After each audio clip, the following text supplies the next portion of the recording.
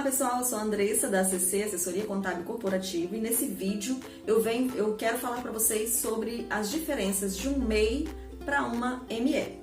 E eu vou aproveitar e tirar as dúvidas de você, principalmente que é MEI, e quer saber como é que é feito esse processo de transformação de um MEI para uma ME. Então vem comigo nesse vídeo que eu te conto. Então vamos falar primeiro das diferenças do MEI para uma ME. O MEI, Microempreendedor Individual, é um programa do governo federal para abertura de empresas que simplifica a forma de recolhimento dos tributos e que reduz também a informalidade dos pequenos empresários, os milhares de empresários que estão espalhados aí pelo nosso Brasil. Já a ME, a microempresa, ela é aquela empresa que o faturamento dela ultrapassa o teto do MEI, do Microempreendedor Individual. Ou ela simplesmente não se enquadra no programa do MEI. E aí, nesse caso, a formalização dessa empresa, a forma de recolhimento dos seus tributos é um pouco mais complexa que a do MEI. E aí, consequentemente, vai ser necessário o acompanhamento de um contador. São algumas as situações que obrigam o MEI a sair dessa condição e se transformar numa ME. Pode ser pelo seu faturamento, que ultrapassou o limite de 81 mil anual, ou porque ele precisou contratar mais um funcionário, ou porque o funcionário que ele tem contratado ultrapassa ali o salário mínimo da categoria, ou porque ele precisou abrir uma filial em outro lugar. Tem também a possibilidade dele assumir o papel de sócio numa outra empresa.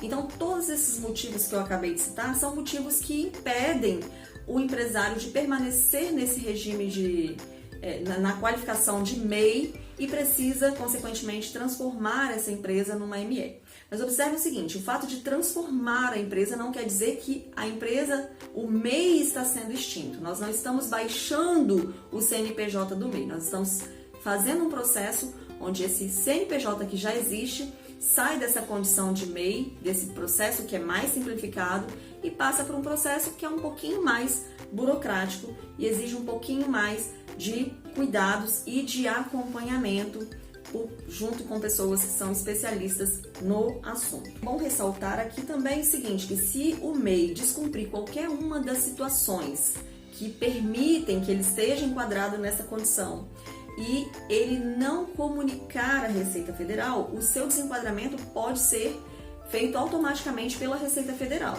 Então, a obrigatoriedade de fazer essa comunicação é do microempreendedor quando ele descumpre qualquer um desses requisitos, e se ele assim não fizer, a Receita Federal poderá fazer automaticamente. Quando que o desenquadramento passa a valer? Quando que ele passa a ter efeito?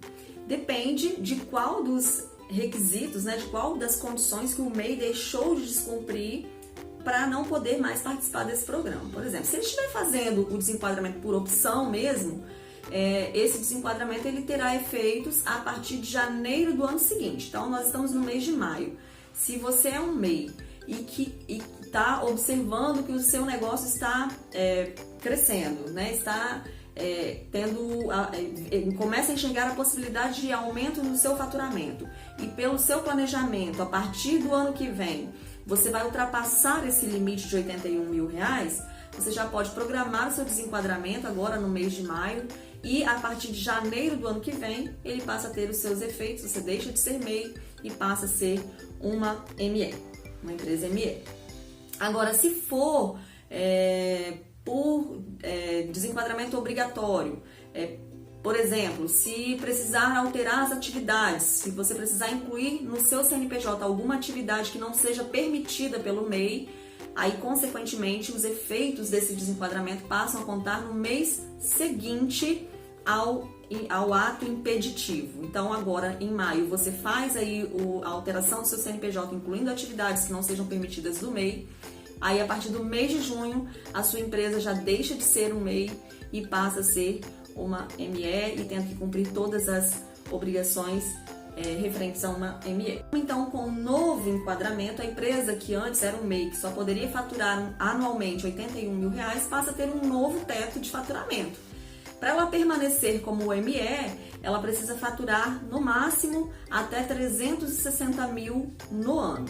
E para ela se manter no Simples Nacional, ela não pode ultrapassar um faturamento de 4 milhões mil no ano. Com esse processo de transformação, consequentemente, você passa a ter aí novas incidências e recolhimento dos seus tributos, novos custos que você vai precisar considerar na hora de fazer o seu planejamento tributário e o seu planejamento financeiro. E é por isso que você precisa estar bem assessorado.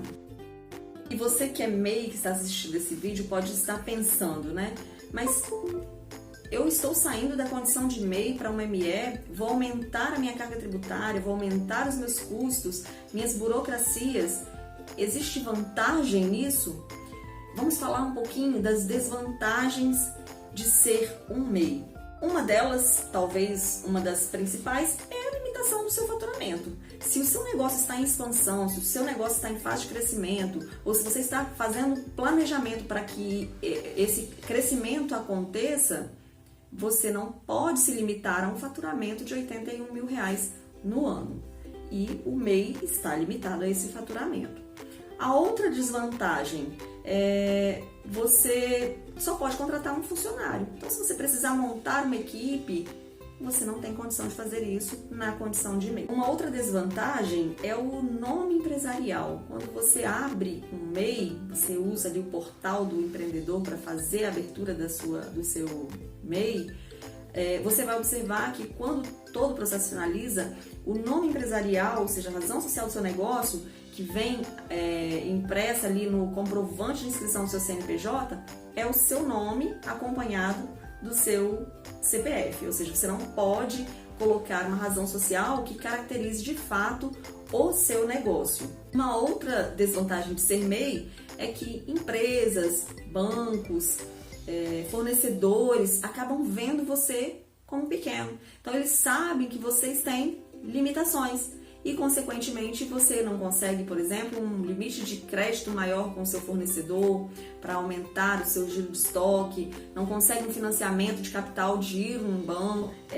Obviamente que existem algumas vantagens também de ser MEI, mas esse vídeo hoje está sendo direcionado para você que é MEI e que já está subindo de nível, né? Já está em outra condição, já está em outro patamar e que tem que passar por esse processo e muitas vezes fica adiando, correndo riscos tributários também, quando existe a obrigatoriedade de sair da condição de MEI para uma ME porque deixou de cumprir os requisitos, né, as condições para se enquadrar no programa como MEI e não toma essa decisão porque está preocupado com as burocracias ou com o aumento da carga tributária. Não precisa se preocupar com isso, você só precisa realmente ter uma boa assessoria do seu lado.